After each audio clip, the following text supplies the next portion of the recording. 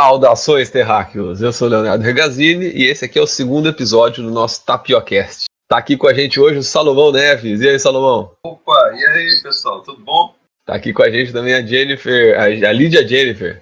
E tá aqui aí, com a pessoal? gente também... perdão, Lídia. E tá aqui com a gente também o Juan Vilela. Tudo jóia? Mas além do Salomão, da Lídia e do Juan, a gente hoje trouxe um convidado muito especial. Quem que é esse convidado, Salomão? Sim, hoje nós vamos ter a do nosso grande amigo, Marcelo Seraf. Opa, pessoal, tudo bem com vocês? É um prazer estar aqui para a gente poder conversar sobre coisas que nos interessam, né? Tudo Muito certo. obrigado Marcelo, pelo convite. conta um pouquinho pra gente quem você é, se apresenta pro pessoal aí. Bom, eu sou aqui de Manaus mesmo, né? Professor da Universidade Federal do Amazonas, do Departamento de Ciências Sociais e do Programa de Pós-Graduação em Sociologia, e sou sociólogo de formação, formado aqui, e depois fui estudar na Unicamp, na URGS. E as coisas na área que me interessam têm a ver com...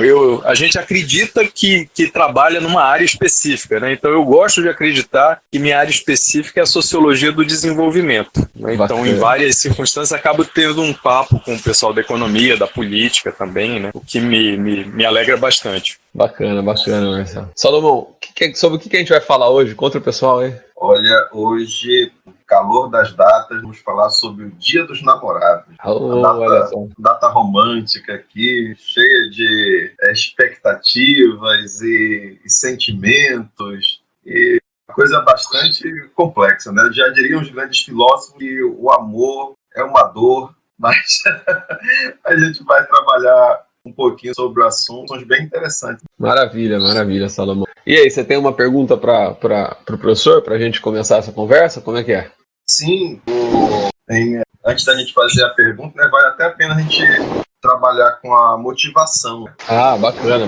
A ideia assim, de nós trabalharmos com esse episódio hoje, né, sobre os dias dos namorados, é justo, né? Você cria muita expectativa que vai ser revertida não apenas do comércio, né?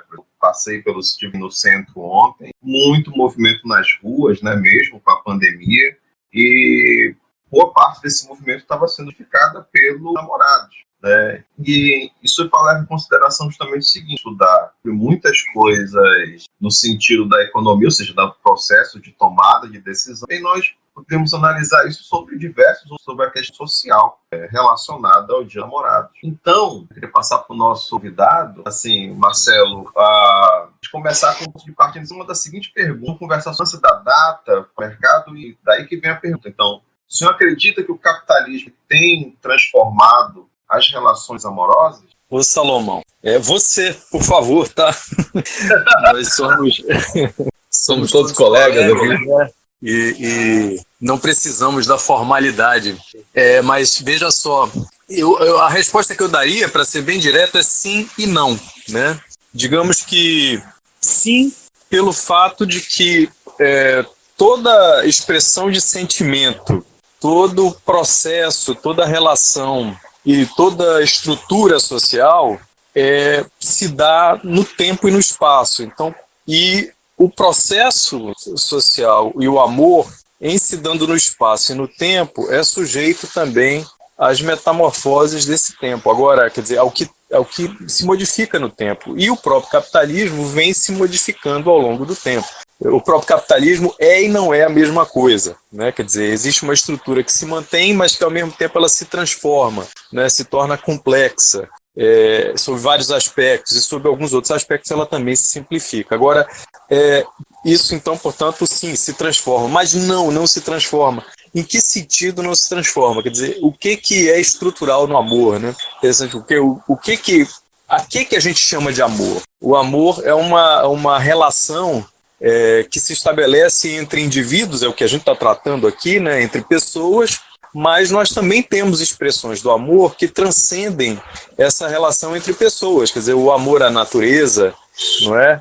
O amor aos livros, ainda que a gente possa entender o amor, nesse caso, como uma expressão metafórica de sentimento, né? Ela também quer dizer, ou nos leva a crer, para tentar uma definição, né, provisória, preliminar, a ideia de que nós valorizamos alguma coisa naquilo que se torna objeto de uma, digamos assim, uma apreciação íntima muito profunda e fundada num certo tipo de empatia que mobiliza não apenas a nossa razão, que em alguma medida mobiliza, mas mobiliza também a nossa própria biologia, né? Mobiliza a nossa psique, mobiliza o nosso corpo, não é? E se traduz em várias formas de expressão, tanto corporal mesmo, quanto também de linguagem, né? Daí um dos grandes desafios também para todos nós, mas especificamente para aquelas pessoas que se dedicam à literatura, por exemplo, é como exprimir esse sentimento através das palavras e com senso estético. Então, eu acredito que o tema de que nós estamos tratando aqui envolve tanto uma questão clássica do ponto de vista das ciências sociais e da sociologia em particular, que é aquela entre indivíduo e sociedade, mas uma outra que é entre biologia e cultura, né? Nossa, esse é um debate polêmico no campo da sociologia e da antropologia, né, Marcelo? Muito polêmico. Esse debate entre biologia e cultura. Exatamente. Então, sim e não, Salomão.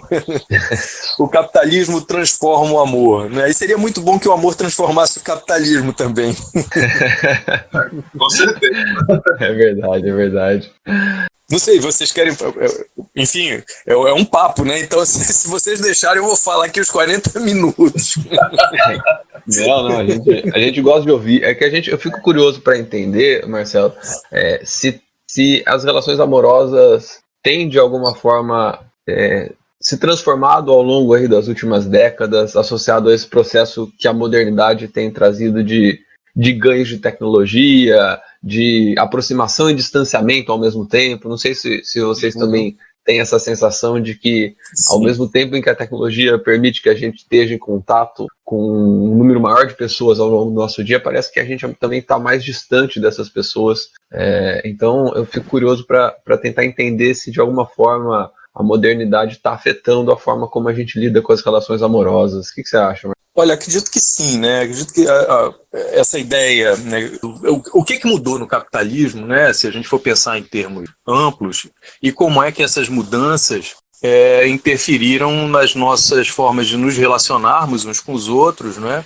E particularmente nessa forma específica de relação que é a amorosa. Quer dizer, como você bem lembrou, Léo, se a gente toma como referência, sei lá, o pós-guerra para cá, você tem um conjunto de transformações que se caracterizam tanto pelo aprofundamento da integração, não apenas econômica, né, que é fundamental, mas uma integração que é também política e institucional do mundo. Integração que não se traduz necessariamente num conjunto de instituições que operam de modo articulado, coeso e equilibrado, não é isso. Mas você tem digamos assim, uma espécie de propagação pelo mundo de um mesmo tipo de forma de orientar a política e de orientar a economia que tem a ver com o estabelecimento dos estados nacionais e das relações de produção e apropriação mediadas pelo mercado, né? Isso é que a gente chama de capitalismo, que tem como fundamento a propriedade privada. Isso que até o final da década de 80 do século passado caracterizava a maior parte do mundo ocidental e uma parte oriental, hoje toma conta de todo o globo. E toma conta com um outro, desde o final dos anos 90 do século passado, com uma outra, digamos assim, com outro ingrediente para o qual você chamou a atenção, que é esse do modo como as novas tecnologias transformaram de maneira bastante substantiva os nossos modos de nos comunicar, não é? E de estabelecermos relações. Então, quer dizer, hoje existe uma possibilidade de nós conhecermos e encontrarmos pessoas muito distantes de nós, não é? Mas às vezes pertencentes ao mesmo universo de valores, de interesses, não é? O que nos torna muito próximos do ponto de vista, digamos, ideológico, político, não é? Até afetivo, mas a distância material impõe, a distância física, digamos, impõe vários limites ao aprofundamento desse tipo de relação. Quer dizer, de par com isso, isso também se torna possível porque nós comungamos também de um universo de produção de símbolos e de valores que convive com várias diferenças, né? É isso que torna possível, por exemplo, nós que trabalhamos nas universidades vivemos isso cotidianamente, né? Quer dizer, a despeito da nossa história específica de país, de região, de cidade, etc., nós estabelecemos ou entabulamos um diálogo que transcende muito o lugar em que a gente vive e as experiências que são específicas desses lugares, dessas sociedades. Quer dizer, como é que isso se passa no que diz respeito às relações afetivas, né? Me parece que houve uma enorme dinamização das possibilidades afetivas, né? Essa dinamização, ou isso que eu estou chamando de dinamização, não pode ser, do meu ponto de vista, caracterizado de imediato nem como positivo nem como negativo, porque tanto tem implicações de natureza, digamos, harmônica, né? De uma possibilidade de expansão dos afetos, quanto também de restrição e de supressão até em vários casos. Você veja que no mundo da tecnologia se desenvolveram aplicativos especializados na promoção de encontros, né? Quer dizer, você traça perfis daquilo que é desejado como parceiro, seja parceiro estritamente sexual, seja parceiro para, digamos, empreitadas afetivas um pouco mais sérias, não é? Que criam uma possibilidade enorme, tanto de encanto quanto de desencanto, tanto de violência quanto de afeto, né? Então são transformações que levam, inclusive, indivíduos a se mudarem de cidade, né? Eu tenho conhecidos que mudaram de cidade para casar e aparentemente tocam a vida bem, né? Agora, por exemplo, que nós estamos com a pandemia e a pandemia nos obrigou ao isolamento, de par com as campanhas de proteção à vida, né, relativas à manutenção do isolamento e todas as práticas relativas a isso, você tem também campanhas preocupadas com a violência doméstica, em geral perpetrada pelos maridos contra as mulheres, né, ou pelos companheiros contra as companheiras. Então, quer dizer, essa modernidade marcada por relações afetivas ou relações entre indivíduos mediadas por aparelhos eletrônicos ou pela informática, expandiu enormemente os nossos horizontes, tanto de realização do afeto, da compreensão, da amorosidade, quanto da violência, não é? da subordinação do outro, e por aí vai. Agora, em que medida isso está associado ao capitalismo é algo que sempre precisa ser investigado. Eu ia antecipar um negócio aqui, mas não vou deixar para o final, porque tem a ver com sugestão de leitura, né? E é muito legal. Não, legal. Depois, ao final, a gente tem a nossa sessão de indicações e aí você deixa a sua dica. Beleza. Mas realmente, assim, eu acho que quando você está tendo um ambiente como uma pandemia, né? Uma situação assim, onde a gente está prezando cada vez mais para as pessoas ficarem em casa, né? Porque as pessoas estão meio que voltando a se conhecer, né? O marido, esposa, ou casal de namorados assim, que estão saindo, passam o dia quase todo fora, ou só se encontravam no final de semana, ou em horários. E isso tem contribuído meio que tanto para o bem ou quanto para o mal, né? Eu acho que a sociologia vai ter várias coisas para estudar aí depois dessa pandemia, né, Salomão? Se aumentaram os divórcios, se não aumentaram, como que mudou a relação entre as pessoas num contexto de hiperconvívio. Acho que vai ser bastante interessante, a gente vai ter estudos bastante interessantes aí depois que essa quarentena acabar. Eu me lembro de uma parte, assim, né, conversando com as minhas amigas, assim, no tempo da faculdade, assim, aquele negócio, quando tu tá nos tempos da faculdade, assim, os teus amigos vão casando, tudinho, né? E meus amigos continuavam dizendo, quando tu tá namorando é uma coisa, mas quando você tá casado, aí é um outro ambiente, é tudo diferente, e isso tem esse modo de vida assim, tem ficado mais evidente agora, né, com as pessoas mais íntimas. Eu acho que já tem indícios, inclusive, de um aumento dos indicadores de divórcio, né? Eu acho que um dado dessa, digamos assim, intensificação das relações afetivas em estado de isolamento é o de que as pessoas, em certo momento, não se reconhecem nem a si mesmas mais, né? Porque essa é uma possibilidade, né?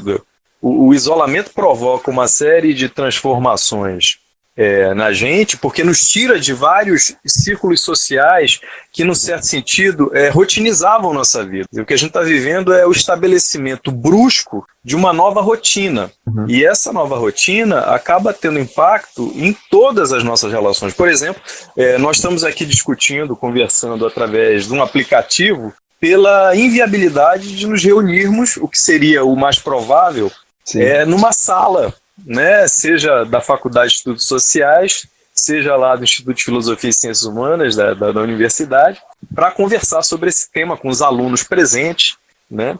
Mas isso se tornou, no contexto atual, inviável. Quer dizer, nossas rotinas são agora de cuidar da casa, né, cozinhar, arrumar casa, cuidar dos filhos, quem tem filho, não é? De tratar, isso é um privilégio, inclusive, né, na nossa sociedade, porque pouquíssimas pessoas têm condições de exercer suas funções à distância e com o mínimo de conforto, né, necessário. Então eu acredito que o amor, né, como um ingrediente da vida de todos nós, seja um ingrediente presente, seja ausente, mas ele né, se ele não é uma constante, ele é um desejo, ele certamente está experimentando, ou as relações amorosas estão experimentando um grande desafio, acredito, né? Que pode levar tanto a que elas se aprofundem, quer dizer, que se desenvolvam um grau de compreensão acerca do outro, né? Que ultrapassa esse sentido, às vezes, que parece quase que estritamente biológico, como se fosse um impulso, né?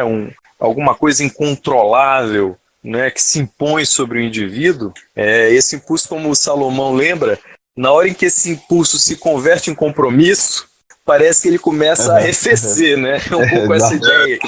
Inclusive as pessoas fazem essa distinção entre paixão e amor, né?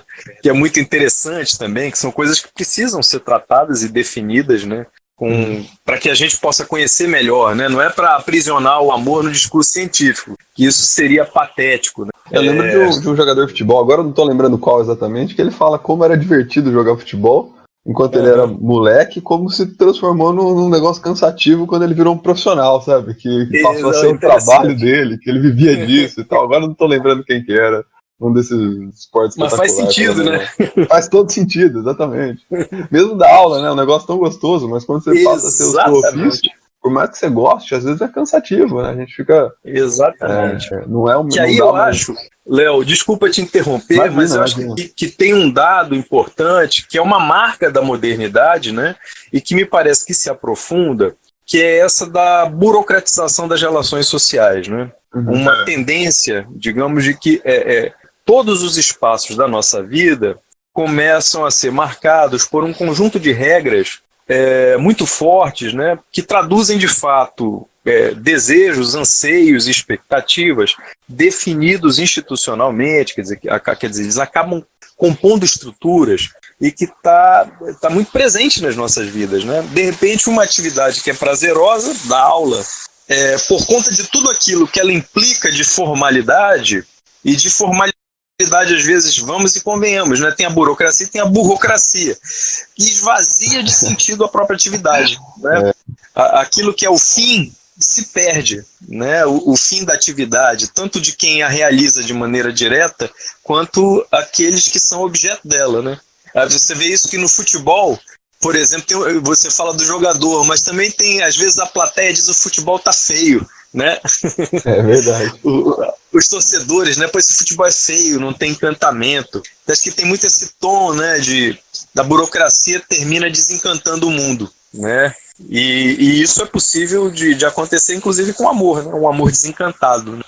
Desiludido, digamos, uma ruptura com o amor romântico. Exatamente, eu estava pensando justamente aqui no amor romântico, né, no sentido aqui do artigo do Sérgio Costa, né, que ele leva em consideração a interpretação do amor romântico como uma forma de comunicação particular que destaca e separa, né, os amantes em seu. Você tem aqui a questão do amor, né, como o sentimento em si, né? E, consequentemente, você também tem aqui a própria questão do mismo, dos rituais, né, que a gente precisa ter, né, dentro de um relacionamento, isso daí acaba gerando ali um pouco de rotina, né? E aí essa questão desses rituais pré-determinados dentro de uma relação, né? Uhum. Isso acho que o próprio artigo dele coloca uma série de questões importantes, né?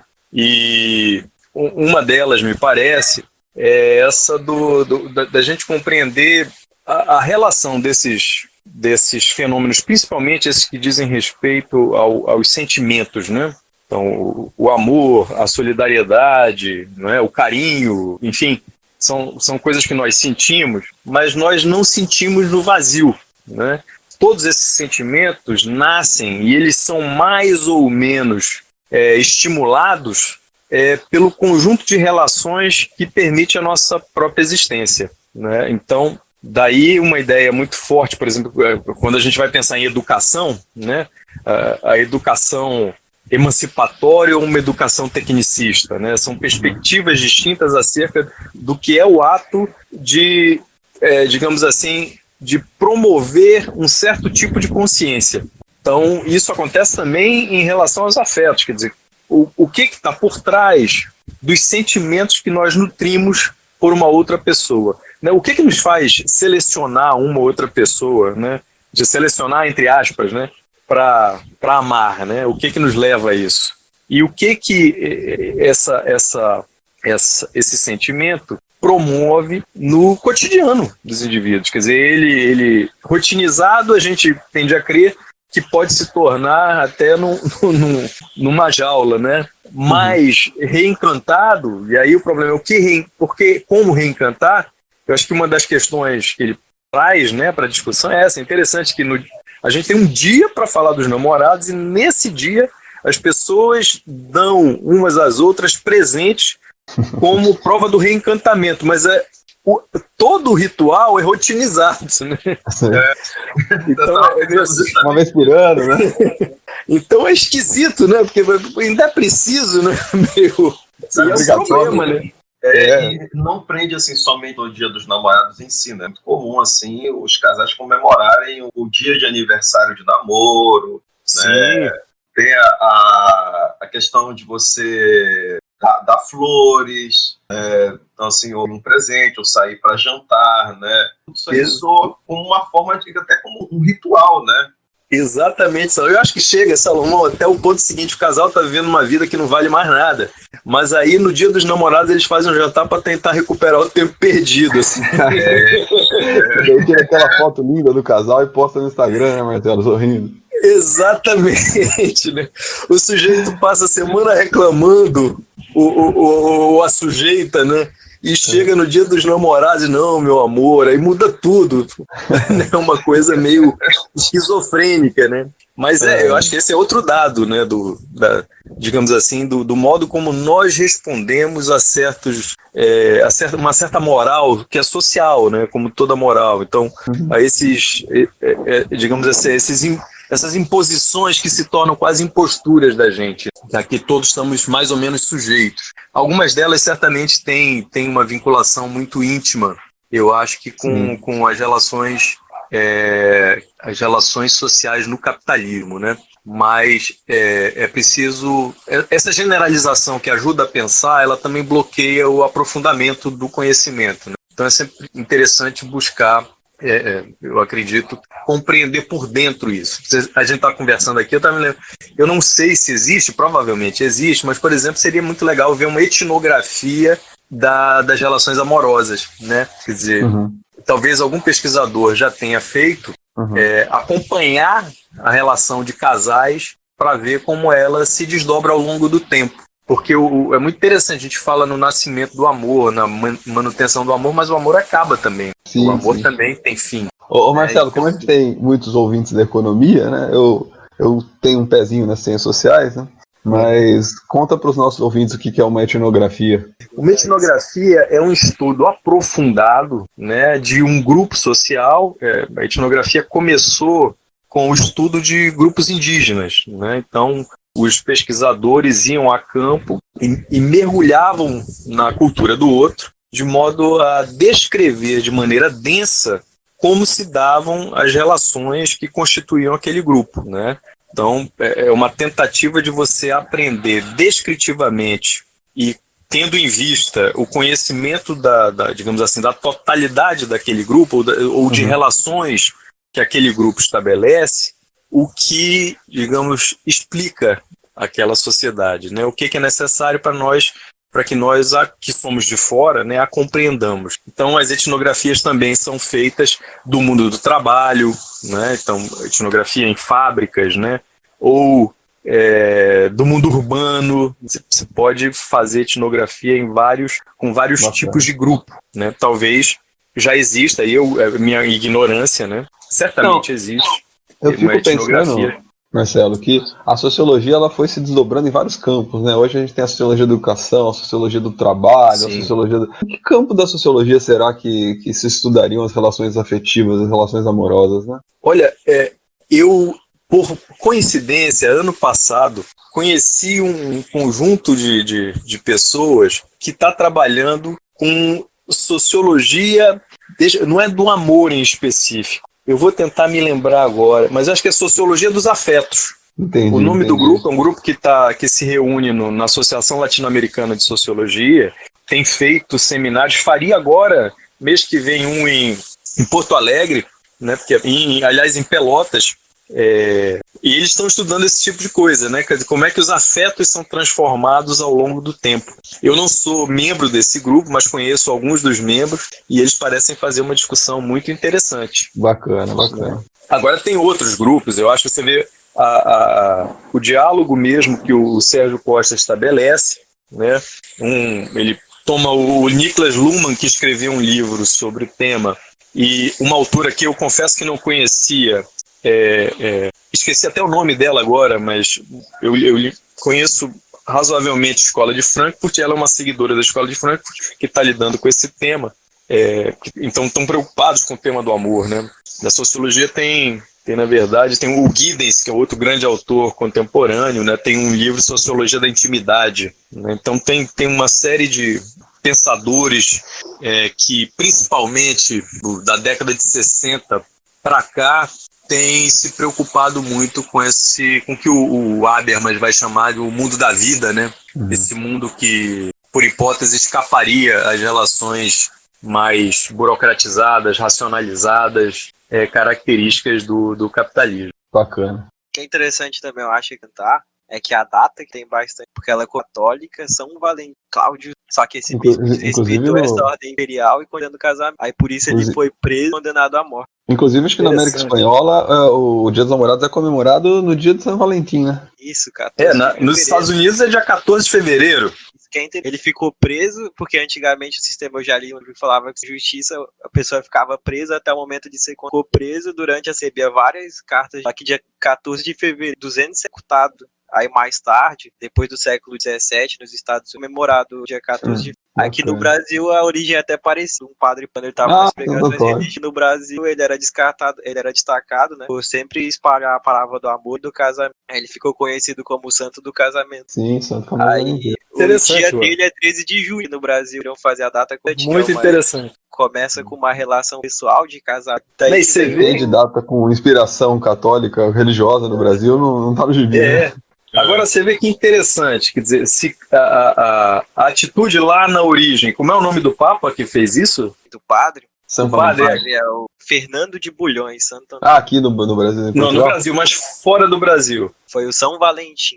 Lá no Império. Foi o São Valentim mesmo. Você olha que interessante, quer dizer, ele encontrou um meio de burlar as instituições que o proibiam de realizar casamentos. Seria interessante saber por que elas estavam proibindo casamentos, né? Podia ser uma política de reprodução, de contenção de reprodução, ou coisa parecida, né? Por hipótese, assim, né? Para burlar a Igreja Católica e manter a sua influência, digamos assim, encontra mecanismos, né?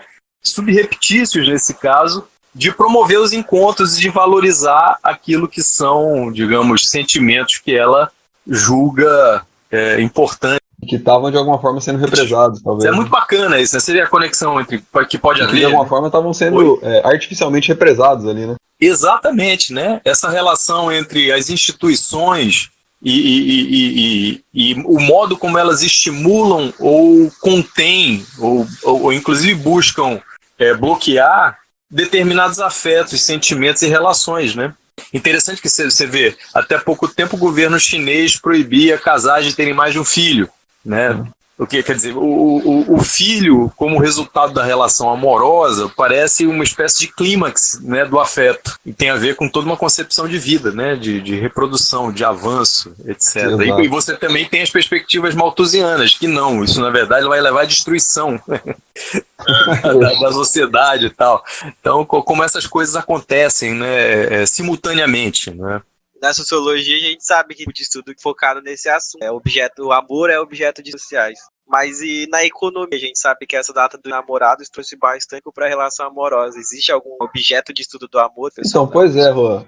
Apesar dos Beatles em Can't Buy Me Love defendendo que o amor não tem preço, a verdade é que o mundo dos relacionamentos ele tem tudo a ver com o mundo da economia também. Né? Afinal, apesar de muita gente achar que a economia estuda o dinheiro, a economia estuda, na verdade, a alocação de recursos escassos, né, Salomão? A gente está cansado de ouvir isso. E o que é mais escasso no mundo do que um amor sincero e saudável? Né? Como encontrá-lo, afinal?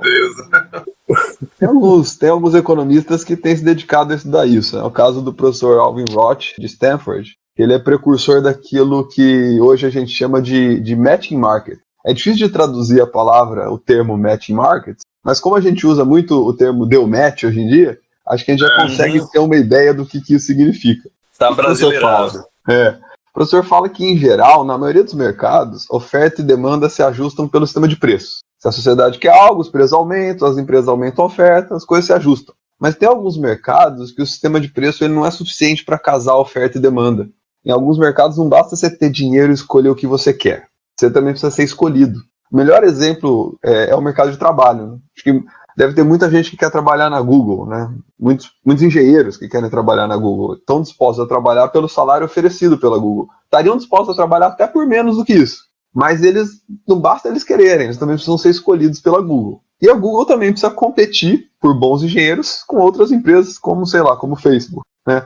É claro que o professor Marcelo vai até achar meio desumano essa nossa comparação. E é claro que os relacionamentos os relacionamentos não são exatamente um mercado, mas a gente consegue traçar alguns paralelos, né?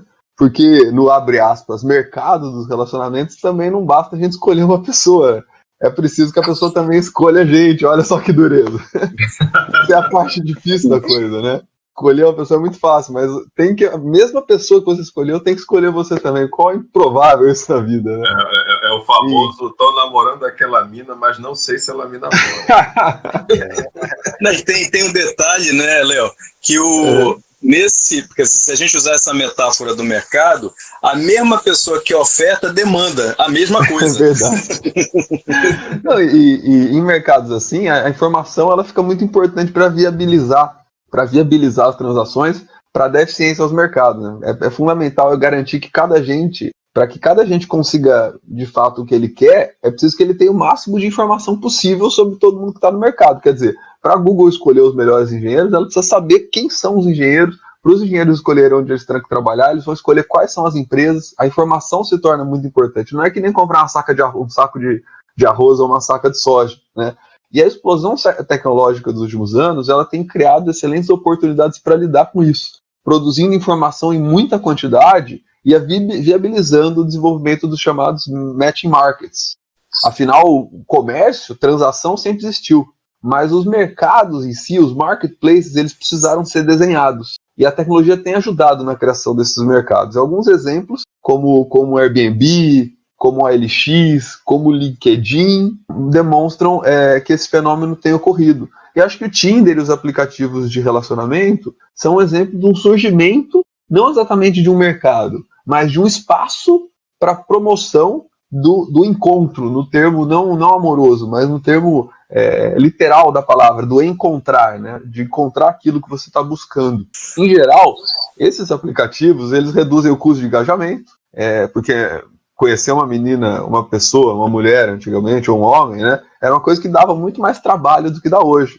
Os aplicativos, eles oferecem a possibilidade de a gente conhecer muito mais pessoas, aumentam a probabilidade da gente encontrar uma pessoa com o perfil que a gente procura e reduzem o custo da interação teste, né, que é um negócio também que era muito delicado antes, que assim, para você lidar com uma pessoa e sacar se essa pessoa é uma pessoa que combina com você ou não, você precisaria, sei lá, marcar um jantar, levar no cinema. Hoje em dia você conversa com ela do celular da sua casa, você já consegue ter uma ideia se é uma pessoa que te interessa ou que não te interessa. Por outro lado, acho que o Marcelo deve concordar, né, isso esvazia um pouco as relações. Então eu gostaria muito de ouvir do Salomão e do Marcelo como que eles veem esse processo de difusão do contato, da informação sobre as pessoas que estão no mercado de relacionamentos, por assim dizer, né? Desculpa usar esse termo, mas ao mesmo tempo esse esvaziamento das relações amorosas. Como que você vê isso, Marcelo? Mas eu acho assim, é perfeitamente possível usar essa hipótese, né, digamos assim, estabelecer uma homologia, né, entre as relações de mercado e as relações afetivas. Eu não faria isso como pesquisador. Né? Mas é possível fazer. Né? Porque eu já vi, por exemplo, já participei de debates em que havia quem defendesse que a sociedade e o mercado são a mesma coisa. Né? Então, definitivamente não são, do meu ponto de vista, na medida em que o mercado, como você falava antes, ele é forjado, né? Ele é produzido por determinados agentes, e os mercados são muito específicos. Na verdade, isso faz a gente perder precisamente as conexões que são específicas entre o conjunto das relações sociais e aquelas relações específicas de mercado. Então, é como se a gente separasse a parte do todo, né, e tratasse a parte como um todo independente, etc. Mas isso é uma questão... O próprio mercado de trabalho traz muito esse debate, né? Até que ponto o trabalho deveria ser uma mercadoria ou não. É um debate muito... Inclusive, podemos, né, no futuro, voltarmos a tê-lo aqui, Marcelo, para discutirmos assuntos como esse. Vai ser muito bacana. Com o maior prazer. Se eu não queria te interromper. Se eu tiver a possibilidade de falar mais coisas interessantes do que besteira, eu fico muito alegre. Mas então, Léo, eu acho que... veja bem, sim, eu acho que é possível pensar dessa maneira e entender o seguinte: ao mesmo tempo, digamos que esses dispositivos eletrônicos maximizam, digamos, a possibilidade de sucesso de uma transação, eles também possibilitam um conjunto de outras situações que vão, eu diria que se não atenuando, diminuindo, pelo menos dissimulando para nós mesmos outras características que são muito caras para a nossa constituição como seres humanos, se a gente quiser, mas como cidadãos, como, por exemplo, a frustração. Né? Quer dizer, a frustração é um dado muito importante para a nossa constituição como sujeito. Mas, eu diria aí, eu não vou antecipar, eu estou louco para antecipar a bibliografia, o livro, mas eu não vou fazer isso. Já estamos chegando. Um dado, talvez... Sem spoilers, Marcelo, sem spoilers. Sem spoiler. De uma perspectiva passadista, digamos assim, né? De uma perspectiva, digamos, do sujeito aqui, para trazer para o nosso tema, né? Sujeito amoroso moderno. E como a gente está vivendo uma época de modernidade mundo, né, para alguns autores, né, toda essa discussão sobre globalização, pós-modernidade, né, segunda modernidade, tem uma série... Eu gosto muito dessa ideia de modernidade mundo, né? Como se o mundo todo estivesse vivendo o tempo moderno, e um tempo moderno acelerado por esse conjunto de transformações que a gente tratava antes, né? Tecnológicas, políticas, econômicas, etc. Se isso fizer sentido, é como se a gente estivesse se preparando até como espécie mesmo, para ter dificuldade de se relacionar precisamente com aquilo que é muito diferente da gente. No momento em que essas diferenças são aguçadas porque todos estamos articulados, queiramos ou não. Então, notem que isso tem me parece, agora claro, evidente, que as reações a esse conjunto de transformações que tem aparecido em termos de um nacionalismo exacerbado, né, tribalismo, numa série de manifestações no campo da política em específico, né, mas do ponto de vista afetivo também pode significar um fechamento para o encontro com o outro, com a diversidade. Não é? No momento em que a gente fala tanto de diversidade. Sim, inclusive Então, parece que tem aplicativos mais recentes nos quais você responde perguntas, até mesmo sobre política, que é para olha você só. encontrar pessoas que têm visões políticas parecidas com a sua. Um A amigo me gente vai mandou um voltar print, às porque tribos, né? não era um aplicativo brasileiro, era um aplicativo de fora, não sei se tem no Brasil ou não, mas era pergunta sobre o Trump, sobre se você acha que os republicanos ou os democratas praticam mais fake news, né? Perguntas desse tipo, que era para as pessoas Olha acharem, só. encontrarem parceiros que compartilham das mesmas visões políticas. Até tem um risco da gente acabar reforçando aquele problema das bolhas ideológicas, né? Sim, Que é um fenômeno que sim. parece bastante contemporâneo, né, Marcelo? Eu acho que é da maior importância, né? Da maior importância. Quer dizer, eu acho que a gente acaba vendo que nas várias instâncias da nossa Constituição como indivíduo, a gente vai experimentando processos que são muito semelhantes, ainda que a gente possa não ter plena consciência disso, né? Quer dizer, processos de formação da própria consciência, né? Da formação dos afetos, porque os afetos vão sendo formados também, né? A gente pode se tornar ou mais sensível ou menos insensível para a situação dos outros, por exemplo, né? Para a situação das pessoas que não dispõem das mesmas condições de vida que aqueles que têm a vida remediada do ponto de vista material dispõem, né? E isso, às vezes, causa mais sofrimento e não menos sofrimento, porque leva a uma dificuldade de estabelecer empatia, né, compreensão, digamos, o que era um grande projeto, digamos assim, da modernidade, né? Os ideais de igualdade, liberdade e fraternidade estão muito marcados, dentre outras coisas, evidentemente, mas por essa possibilidade da compreensão do outro. E aí, Salomão? Desculpa, enfim. Marcelo. Pode concluir, imagina. Não, fechei. Salomão, quer comentar ou não? Eu estava pensando aqui justamente sobre essa questão dos sentimentos, porque quando você, por exemplo, quando a gente está trabalhando assim no campo da microeconomia, nós podemos trabalhar, por exemplo, com a questão das preferências, né, que aí envolve muito essa questão do modo como esses aplicativos de relacionamento eles funcionam, né? Por exemplo, quando você coloca sua foto, você coloca ali as suas preferências políticas, preferências musicais, bens ou serviços ou time de futebol ali, consequentemente você está meio que está disponibilizando ali, eu estou deixando à vista, né, uma cesta de preferências, e isso pode vir atrair alguém ali que tenha interesses parecidos. Mas aí eu levo em consideração assim também questões como, quando, por exemplo, nós estudamos a teoria dos jogos, quando você leva em consideração a existência de jogos sequenciais.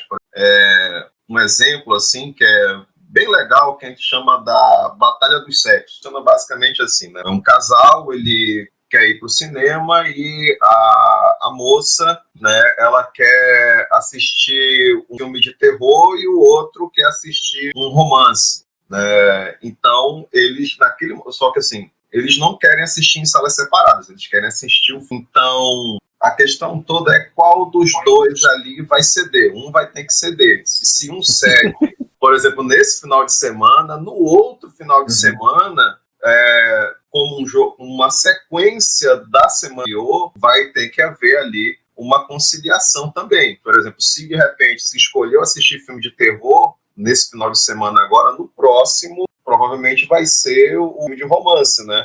Para você ter ali, pelo menos ali, os direitos de propriedade, né? Devidamente garantidos, né? Mas isso daí, quer dizer, você envolve aqui expectativa, né? Você envolve padrões de gostos e preferências, e também envolve incertezas, né? Eu acho que envolve aqui incertezas dos dois lados. De repente você entra num Tinder, por exemplo, e aí você cria o teu perfil e quer que dê match em alguém, né? Alguém passa ali um match junto com você, você tem aí uma questão interessante, né? Tipo, as informações que eu estou colocando no meu perfil são informações verdadeiras, né? As informações que eu estou enxergando no perfil ali da outra pessoa ali, será que são verdadeiras também? E agora que fake news vai virar crime, Salomão, a gente tem que tomar cuidado com o que põe no perfil, hein, viu?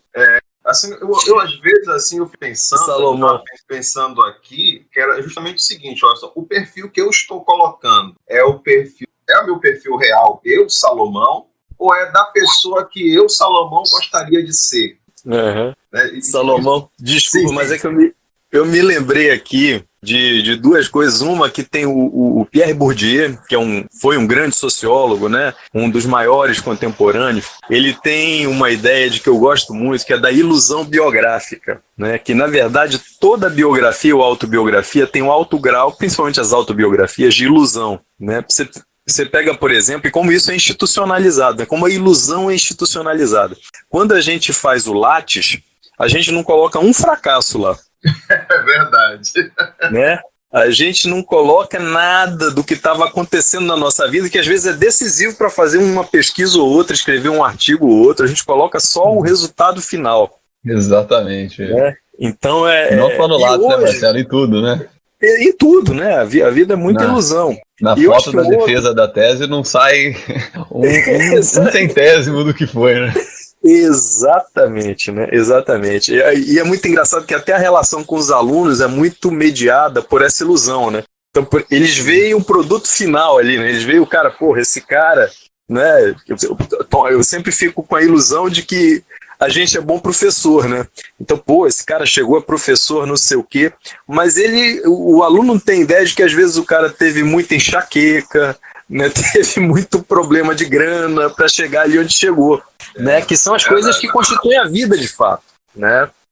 Então é como se a gente tivesse uma maquiagem para isso. E hoje, desculpa, Salomão, eu te interrompi, mas é porque eu me lembrei que hoje você tem toda uma disputa em torno da verdade, que se o que eu estou dizendo é verdade, não é verdade. Mas hoje há uma espécie de disputa em torno do que é a verdade, marcada por isso que alguns estão chamando de narrativa. Então você pode até dizer, como eu já ouvi de algumas pessoas, né? É a minha convicção. É como se a convicção não estivesse sujeita a problemas, né? A questionamentos, E essa ideia das narrativas acabou solapando o que é um campo muito importante do meu ponto de vista, e acredito que de vocês também, que é o do pensamento científico, né? Com todos os questionamentos que se possam fazer de natureza teórica, epistemológica e tal, mas a ciência pelo menos estabelece critérios e mostra como desenvolve esses critérios em métodos para conhecer.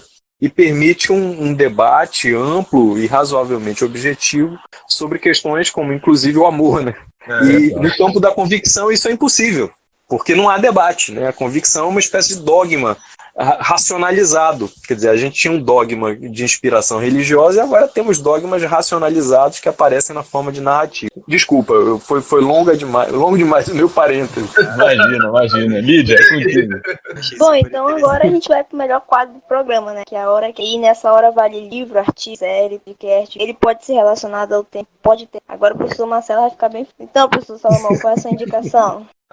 Olha, para esse final de semana, né, para essa dado namorados, conversou aqui, eu tenho um filme para indicar, assim, o filme tá no Netflix, assim, ele trabalha um pouquinho de uma forma um pouco sutil, muito dessas relações de amor, assim, desses rituais, assim. É a invocação do mal, é isso?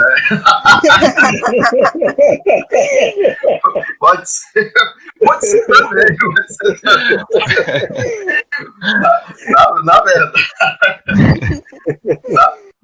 Na verdade, eu ia indicar o filme vou indicar esse também, né? Mas eu ia indicar, na verdade, estava querendo indicar o Senhor Estagiário, né? Acho que é o De Niro, Anne Hathaway. Eu acho um filme muito legal ali. E fala um pouquinho sobre essas questões, assim, do amor romântico, com também a questão do aspecto do comunismo, desses rituais, assim, que a gente acaba, da rotina, né? Que a gente acaba tendo que arcar dentro dessas relações. Então, essa fica como a minha indicação também. Acho que a invocação do mal também é bom, né? Porque tem casal que gosta de filme de terror, né? Então, dá um susto, um abraço o outro, aí vai. Lembrando, pessoal, que todas as inscrições do tipo a gente são do professor Léo. Então, Juan, hoje eu vou indicar um livro que muitos de vocês, o pessoal da economia, já deve conhecer, que é o livro Freakonomics. O lado oculto e inesperado de tudo que nos afeta. Porque nesse livro, os autores, que é o Steven Levitt e o Stephen Dubner, eles fizeram um esforço que eu achei muito bacana. A economia trabalha muito com incentivos, então eles fizeram um esforço de tentar enxergar várias relações sociais que aparentemente não têm ou tem muito pouco a ver com a economia, mas relações sociais nas quais esses incentivos são colocados de uma maneira muito criativa. Então eu gostei muito da leitura, pensei sobre vários problemas a partir de óticas que eu nunca tinha imaginado, então fica aí como dica de leituras para vocês. O livro, como muitos conhecem, foi um sucesso de vendas tão grande que eles deram início recentemente não, já faz uns aninhos, a um podcast, que é o Freakonomics Radio. A cada 15 dias, ou acho que um mês, eles têm um episódio tentando tratar com criatividade de tópicos da atualidade. Então, fica aí como dica para vocês. Roubei, né? Dei 2 dicas. Fui dar uma dica só, acabei dando 2. Mas é isso, pessoal. Até. E a indicação? Eu li um grupo fazendo. Bom, a minha indicação, a gente vai deixar a melhor indicação final, mas eu vou indicar já sabe, já que eu gosto de indicar um livro, Economics de Marx, ele fala de alertas, e nesse livro ele descreve a proibição, que mostra a proibição. Se você, para quebrar esse assunto agora, da proibição, a próxima indicação é do professor Marcelo de... Chegou a hora, Marcelo. Tem medo de spoiler. Deve que a gente vai batendo papo, aí as coisas vão aparecendo, né? Isso é muito legal da conversa mais livre, assim. E porque tem tem livros, né, séries que vão ajudam a gente a pensar. E agora no final apareceu mais um, então não sei se eu posso dizer. Pode, aqui não tem problema. Eu vou. Mais um que eu acho que é muito importante, um livro que me ajudou muito a entender um pouco melhor esse universo das redes sociais, não é? E das grandes plataformas e do negócio mesmo, digamos assim, da internet. É um livro de um americano chamado Elie Parissé, cujo título é A Bolha Invisível. Um livro, eu acho que de 2006, é muito bom realmente. Eu li porque estava muito preocupado com um certo modo ingênuo do meu ponto de vista que estava de compreensão da internet, muito assim, ai, que maravilha, e o cara trata de uma maneira bastante objetiva, mostrando as potencialidades, os grandes problemas e tal. Então, Elie Parissé, O Filtro Invisível.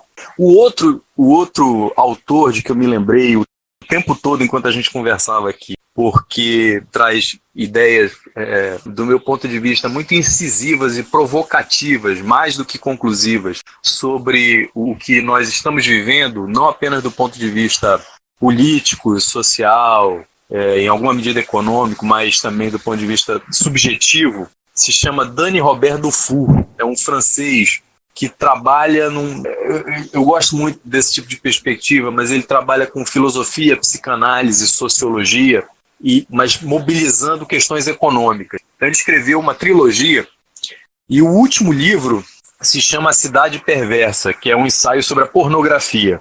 A gente estava falando de amor, de internet e tal, e a pornografia é um dos grandes produtos da internet hoje, né? Um dos maiores, inclusive, em termos de geração de renda, de recursos, né? E antes desse, é uma trilogia, ele escreveu O Divino Mercado e a Arte de Reduzir Cabeças. Então é uma trilogia do que o cara fez, pensou a obra, né? E me parece que ele faz um baita de um diagnóstico dos desafios, digamos assim, com que nós estamos lidando contemporaneamente.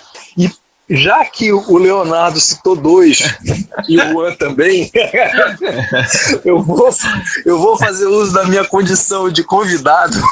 Nada mais justo.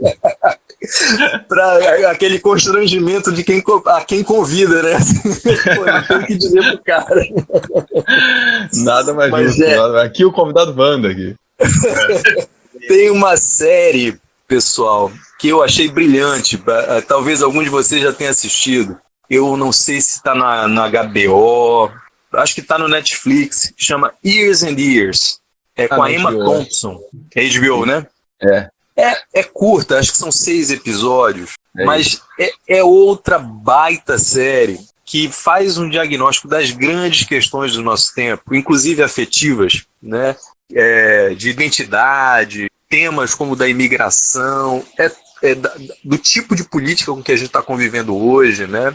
É brilhante. Os caras conseguiram fazer uma síntese genial em 6 capítulos, agitadíssimos, não é? Mas sem, digamos assim, sensacionalismo. As coisas são muito bem postas, digamos assim. Então eu recomendaria esses 2 autores, Elie Parissé e Dany Robert Dufour, e essa série cujo diretor, infelizmente eu não vou lembrar o nome agora, mas eu sei que a protagonista... Mas tá é a tranquilo Emma Thompson. que vai ter tudo na descrição do episódio. Lá a gente já vai pegar contigo os links daqui a pouco, Marcelo. Perfeito. Bom, Marcelo, muito obrigado. Foi demais ter você aqui com a gente. Não vejo a hora da gente poder discutir outros temas que tem uma interface de economia e sociologia. Acho que vai ser muito produtivo para todo mundo. Enfim, eu gostei muito. Você gostou, Salomão? Eu gostei demais. Olha, o Marcelo também. Marcelo, assim, mano, com todo respeito, estava com saudade das nossas conversas, né? A gente conversava. Mas Quanto aí, tempo, né, Salomão? verdade. Sem cantina, né? É a falta que a cantina faz pra gente, olha. Poxa, mas é muito bom, eu diria, bom poder te encontrar de novo, a gente poder ter essa conversa, assim. Eu tô muito feliz, assim, e eu acho que realmente o caminho é esse, né? Acho que é o surgimento dos podcasts, né? É uma oportunidade, os seminários, assim, são uma oportunidade muito boa para não apenas para a gente conversar, né, e matar a saudade também, mas também de mostrar para a comunidade a interdisciplinaridade das nossas áreas. Isso daí é fundamental. Perfeito. Eu aqui só fiquei triste da gente não ter falado do web na modalidade que tá crescendo, a conceito. Isso aí já dá um belo debate, viu? Nossa! Então é isso, pessoal. Esse foi o nosso episódio de hoje. Muito obrigada a todos. Em breve a gente convidado do episódio. Tchau, pessoal. Até. Tchau, muito obrigado. Até. Muito obrigado. Feliz Dia dos Namorados, né?